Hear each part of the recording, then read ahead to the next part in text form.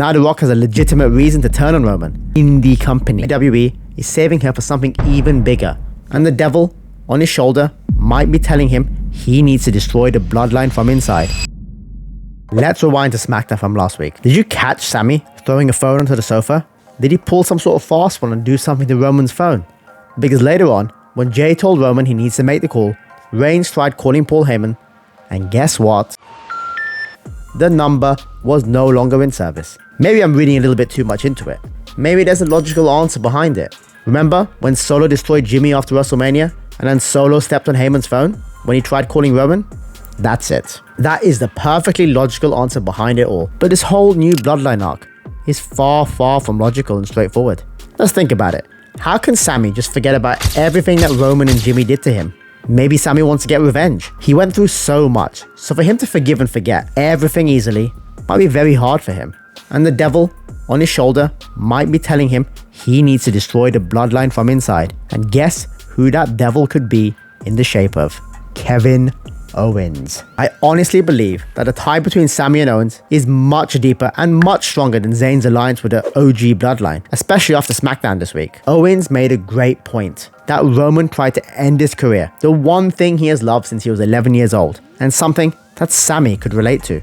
Maybe Solo Sikoa got to Owens in private, knowing how Kevin's alliances and friendships were crumbling around him, and told him to have a word with Sami. Because, let me just say, Solo Sikoa is an absolute genius. And I think currently he might be the most compelling part of it all. He has been playing chess with his tactics while the OG bloodline have been playing checkers. He challenged Roman to a tag team match with Cody Rhodes, which forced them to team together, to which Solo declares it was all just part of the plan.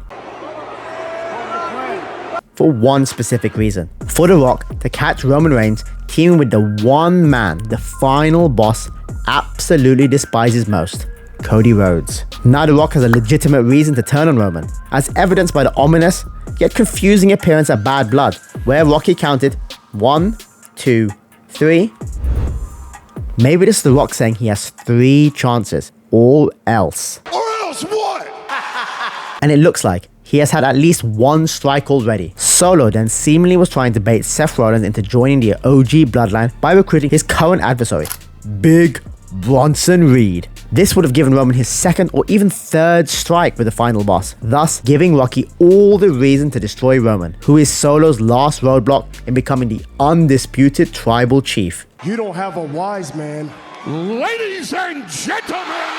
As I'm recording this video, SmackDown threw a spanner in the works. Here reappears the wise man, Paul Heyman.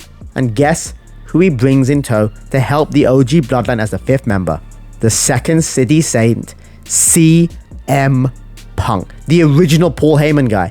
The guy who had Heyman as his wise man first. Don't forget who the OG Paul Heyman guy is. Don't forget that he was my wise man first. Honestly, I wish I recorded my reaction to Cult of Personality blare out instead of burn it down.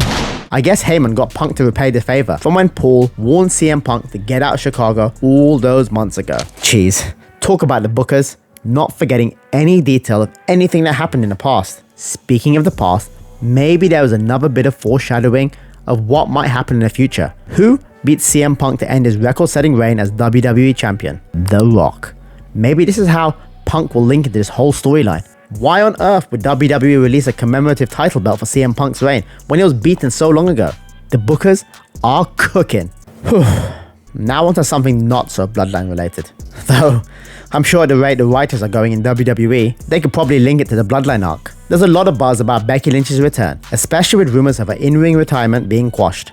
If you think that the way I'm gonna go out after the career that I've had is with Dominic Mysterio slamming a door in my face, well, that's probably not gonna happen. Fans are speculating about a Survivor Series comeback, but honestly, I think WWE is saving her for something even bigger, like the Netflix premiere of Raw, with WWE bringing in massive names for that historic event. What better way to add excitement than by having the man make a grand return? Just imagine Becky's music hitting on a night packed with legends and superstars. It'd steal the show. And finally, talking about the Netflix premiere of Raw, It looks like WWE is moving to a TV-14 rating, and you all know what that means. We're gonna get blood, we're gonna get swearing, and even more than a mind could imagine. We're gonna go back to the old days.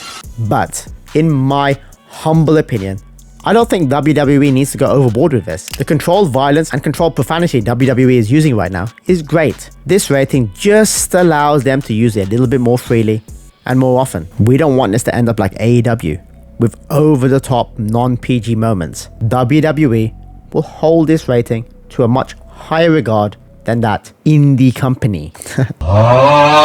So that's it for today's video. If you enjoyed it, don't forget to like and subscribe and share your thoughts in the comments. Thanks for watching, and I'll see you in the next one.